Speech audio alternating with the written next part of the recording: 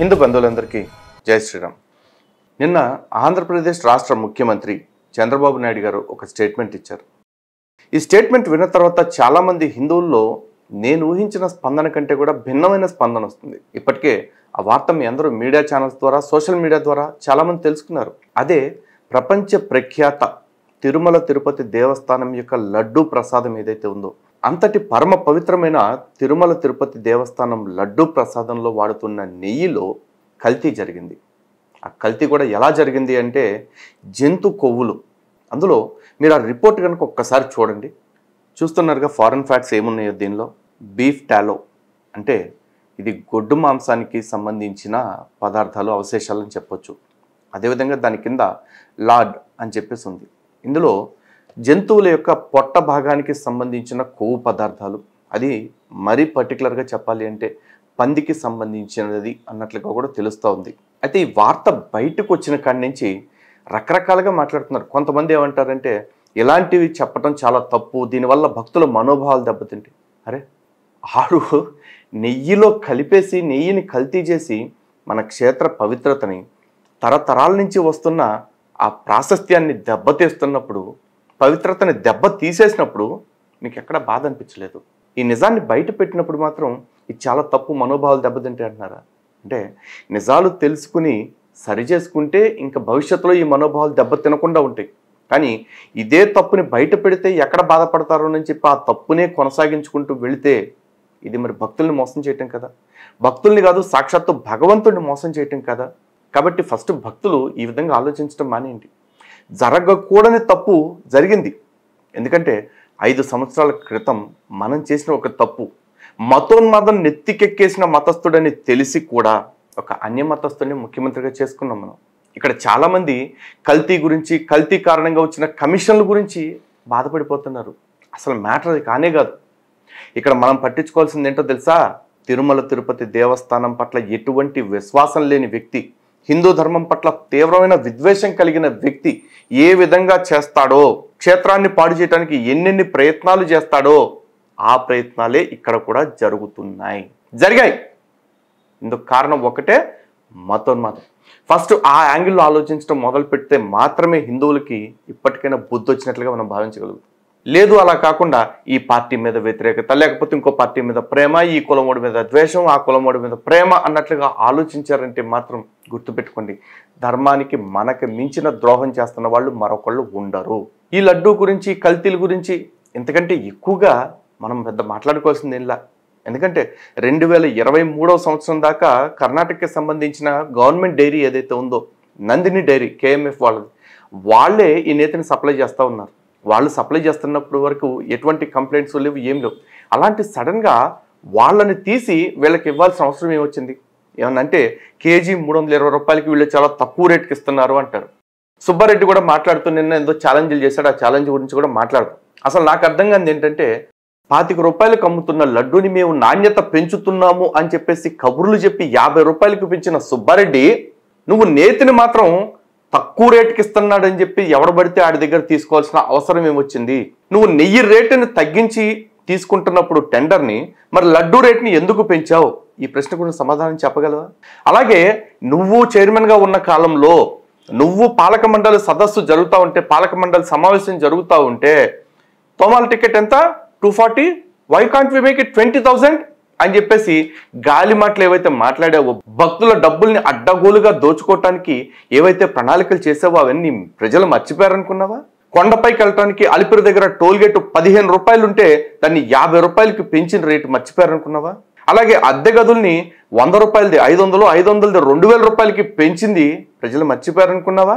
ప్రజల్ని అడ్డగోలుగా దోచుకోవటానికి, ముఖ్యంగా హిందూ బంధువుల్ని అడ్డగోలుగా దోచుకోవటానికి నీ ప్రభుత్వం అండ చూసుకుని నువ్వు పాలక మండలి చైర్మన్గా ఉండి చేసిన అరాచకాలన్నింటినీ ఎవడో మర్చిపోలా.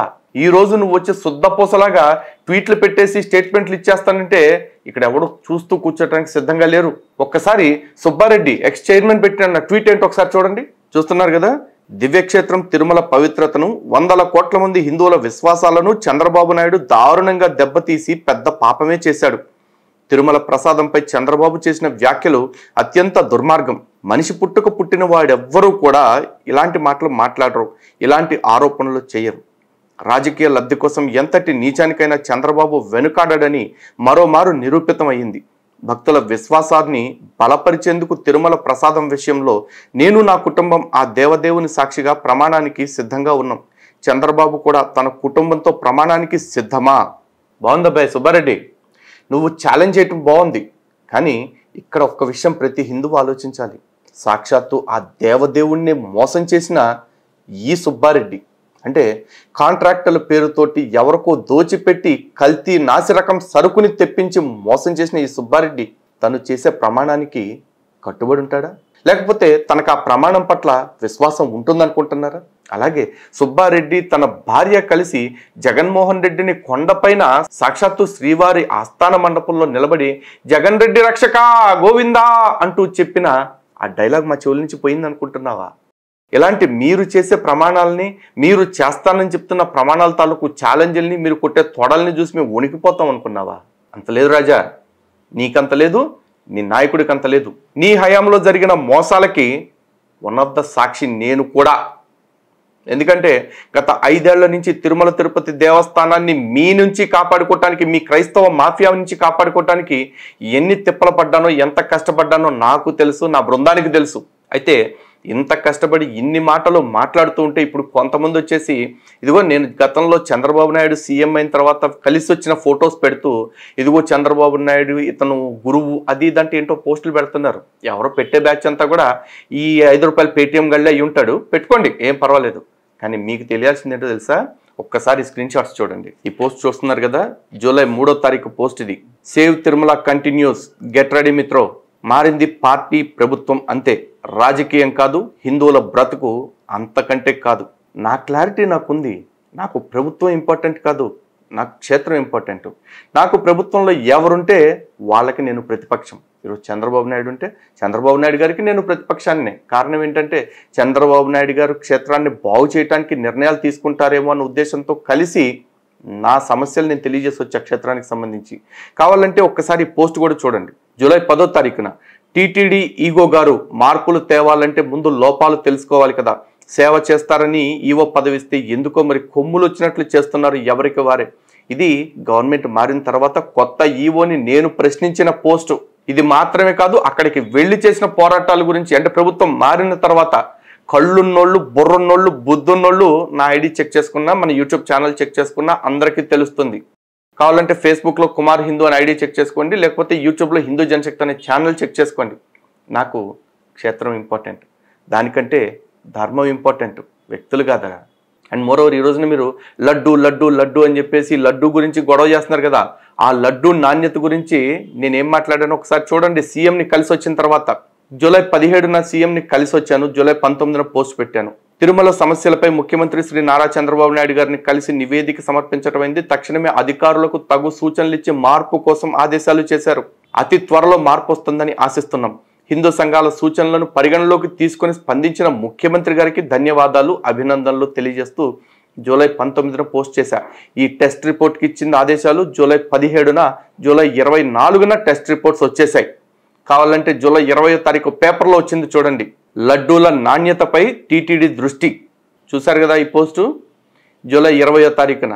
అంటే ఈ మార్పు రావటం వెనకాల, తేవటం వెనకాల నేను ముఖ్యమంత్రి గారిని కలిసి వచ్చిన తర్వాత జరిగినదే.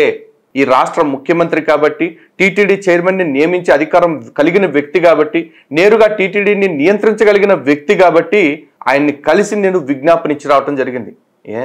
ఈ రాష్ట్ర పౌరుడిగా, లేదంటే ఒక స్వామి భక్తుడిగా రాష్ట్ర ముఖ్యమంత్రిని కలిస్తే ఇక ఆ పార్టీకి అంటగట్టేస్తారా? అఫ్ కోర్స్ ఒకవేళ నేను కలవాల్సి వస్తే 2 సార్లు కాదు, 22 సార్లు కలుస్తా. గతంలో కూడా ముఖ్యమంత్రిని కలవటానికి ప్రయత్నం చేశాం. కానీ మీ 5 ఏళ్లు పాలించిన ఆ క్రైస్తవ సీఎం, పరదాల మాటను తిరిగిన ఆ సీఎం 5 ఏళ్లలో నాకు ఎప్పుడు అపాయింట్మెంట్ ఇయ్యలా. కానీ ఈ రోజున్న సీఎం హిందూ సంఘాల మాటలు తీసుకుంటున్నాడు పరిగణలోకి. కాబట్టి ఆయన్ని కలిశాను, ఇచ్చాను, వచ్చాను. ఇంకా అవసరమైతే సమస్యలు ఉన్నప్పుడు మరొకసారి అవకాశం కుదిరితే మళ్ళీ కలుస్తా, మళ్ళీ కలుస్తా. ఎందుకంటే ఎవరో ఒకళ్ళు కలిసి సమస్యలను అలాంటి వాళ్ళ దృష్టికి తీసుకెళ్ళకపోతే ఆ సమస్యలు ఎప్పటికీ సమస్యలుగానే ఉంటాయి. అంతేకాదు అన్యమత ఉద్యోగస్తుల గురించి ఫిర్యాదు చేసింది కూడా ప్రత్యక్షంగా కలిసి నేను. దాని మీద కూడా త్వరలోనే ఫలితాలు వస్తాయి, ఎదురు చూస్తా కూర్చోండి. అన్ని ఓవర్ నైట్ అయిపోకపోవచ్చు, కానీ ఖచ్చితంగా ప్రతిదీ జరిగి తీరుతుంది. అలా జరగటం కోసం నేను ప్రయత్నం చేస్తున్నా. అది నా స్థాయి, అది నా శక్తి, అది నా కమిట్మెంట్ అన్నిటికీ మించి. కాబట్టి నా గురించి నోటికొచ్చినట్లు వాగే వాళ్ళందరికీ చెప్తున్నా, గుర్తుపెట్టుకోండి, లలిత్ కుమార్ బ్రతికితే ధర్మం కోసం, చస్తే ధర్మం కోసమే అవుతుంది. ఈ మధ్యలో ఎవరినైనా కలిసినా, ఏదైనా చేసినా అవన్నీ కూడా ధర్మం కోసమే అవుతాయి. నన్ను కొనాలన్నా, నన్ను కట్టడి చేయాలన్నా సరే అది మనుషులతో సాధ్యమయ్యేది కాదు, ఆయనకి తప్ప. ఇది చూసి చాలామంది లలిత్ కుమార్కి పొగరను, అహంకారమను, బలుపను, గర్వమను ఏమనుకుంటారో అనుకోండి. కానీ నేను మాత్రం ఒకటే చెప్తున్నా, నా ధర్మం యొక్క ఔన్నత్యం తెలిసిన నాకు, నా ధర్మం గురించి పనిచేస్తున్న నాకు, నా భగవద్ధ్వజం ఎంత ఉన్నతంగా ఉంటుందో నా వ్యక్తిత్వం కూడా అంతే ఉన్నతంగా ఉంటుందన్న నమ్మకం, భరోసా నాకుంది. ఆ నమ్మకం, ఆ భరోసాతోటే నేను పని చేసుకుంటూ వెళ్తున్నాను, అలాగే పని చేస్తూ ఉంటాను. కాకపోతే ఇప్పుడు అందరికీ హిందువులకు చెప్పేది ఒకటే, ఈ ఘటన మీద ప్రతి ఒక్కళ్ళు స్పందించండి, ప్రతి ఒక్కళ్ళు మాట్లాడండి. ఇది ఫేక్ న్యూస్ అంటూ తప్పుడు ప్రచారం చేస్తున్న వాళ్ళు ఎవరైతే ఉన్నారో అలాంటి వాళ్ళ దవడలు వాయి కొట్టేలాగా సమాధానం చెప్పండి. ఎందుకంటే మతోన్మాదం నెత్తికెక్కిన నాయకుడు 5 ఏళ్ళు అధికారంలో ఉండి చేసిన పని ఏంటంటే ఇది ఒక్కటే కాదు, ఇలాంటివి ఎన్నో జరిగాయి. ఇది ఇప్పుడు బయటకు వచ్చింది. ఇలాంటివి ఇంకా ఎన్నో వాళ్ళు చేసిన అకృత్యాలన్నీ అతి త్వరలోనే బయటకు వస్తాయి కూడా. కాబట్టి దయచేసి గుర్తుపెట్టుకోండి, ఈ తప్పు వల్ల జగన్మోహన్ రెడ్డి హయాంలో జరిగింది అనుకుంటున్నారేమో. గతంలో టీడీపీ ఉన్నప్పుడు కూడా ఇట్లాంటివి ఏమైనా జరుగుంటే అవైనా సరే బయటకు వస్తే అప్పుడు కూడా ఇలాగే స్పందిస్తాను నేను. కారణం, రాజకీయాలు, కులాలు, లేకపోతే ప్రాంతాలు, పార్టీలు ఇవన్నీ మీకు కావాలేమో, నాకు కాదు. నాకు ధర్మం మాత్రమే కావాలి, ధర్మం కోసమే బ్రతుకుతా.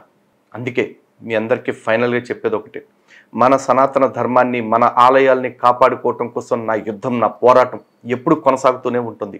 అందులో మీ అందరి భాగస్వామ్యం, మీ అందరి సహకారం, మీ అందరి సాహచర్యం ఖచ్చితంగా ఎప్పటికీ నాకు ఉండాలని మనస్ఫూర్తిగా మీ అందరికీ విజ్ఞప్తి చేసుకుంటున్నా. జై శ్రీరామ్, భారత్ మాతా కీ జై.